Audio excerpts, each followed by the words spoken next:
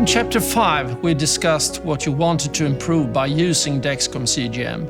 First, you should think about what your greatest concerns are with your diabetes and what you want to do better. Second, you should prioritize the essential action to start with to reach your goal. In this chapter, we will discuss possible alerts and alarm to use in order to reach your target. We start with a comparison when driving a car. Most road accidents occur due to human error. Therefore, modern cars have integrated advanced driver assistance systems or electronic systems that help the vehicle driver while driving or during parking. There are many similarities to the Dexcom CGM. You have several alerts to choose from. The thinking is that you select the ones from which you will benefit. And some basics. All alerts are repeated every 5 minutes until you have confirmed, pressed OK.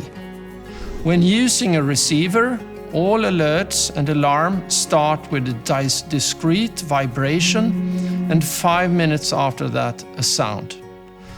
There are even smart differences between the alerts and the alarm. High alert, 2 beeps. Low alert, 3 beeps.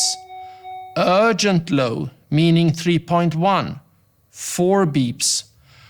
Urgent low soon alert, 6 beeps. If we then look at the lower range, we have the following to choose from. Urgent low alarm, activated at 3.1. Urgent low soon alert, activated if 3.1 is reached within the next 20 minutes. Low alert, activated and at a chosen level, and then think proactive. And rate of fall alert, activated when 1 or 2 trend arrows are present. If instead we look at a higher range, we have the corresponding alerts to choose from. High alert, activated at a chosen level by you. Rate of rise alert, activated when 1 or 2 trend arrows are present. We also have the repeated alerts. A repeated low alert might be wise to get 10 or 15 minutes after the first one. The repeated low alert will ensure that you receive a new alert if your glucose value doesn't increase. Remember that you also have the urgent low soon alert and that the urgent low alarm don't add too many of the same. It's far more critical to act early. A repeated high alert might be wise to use 90 to 120 minutes from the first alert as guidance for another correction, dose, or possibly raised basal dose on an insulin pump if needed. Try to avoid too frequent dosing, as this will lead to insulin stacking and further risk of future hypoglycemia. Beside all these alerts and the 3.1 alarm, I would like to highlight a specific option with the Dexcom CGM. The night time or specific time interval schedule. And you can actually choose to have a specific alert profile for the time when you are asleep.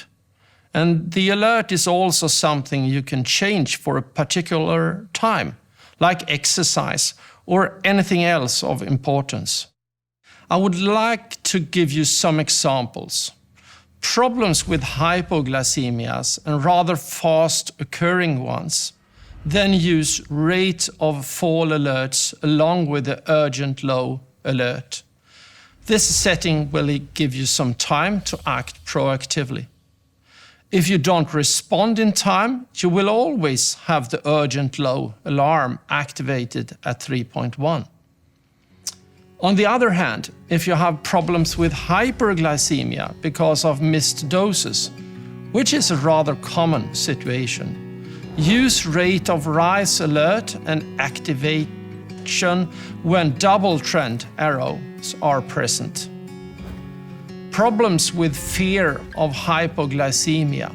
Then use a high level of the low alert, for example 5.5, along with a single arrow down.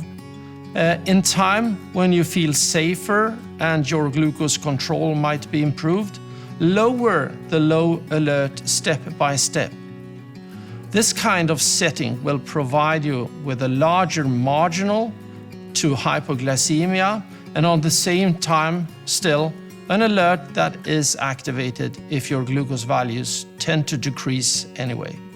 Again, you have time to take some suitable actions. Problems with hypoglycemia during or after physical exercise. Use a high level of the low alert along with a rate of fall alert, but now with activation already when a single trend arrow is present. Now it's time for you to take some decisions. Based on what your greatest concerns are with your diabetes and what you want to do better, and what action to start with to reach your goal. Choose your alerts. Remember to use the alerts based on the target and the problems to solve. Never start too many. And then re-evaluate. Check your outcomes and start the process all over again. There is always a possibility to add alerts for a while and remove them whenever you want. You can also choose alternative settings during a specific time interval. An alternative profile for the time of exercise or, for example, the night time. Regarding the expression alarm fatigue, I would like to clarify that you can choose not to use any alert. The only existing alarm is then for safety. The work on alert adjustments is a real key for success.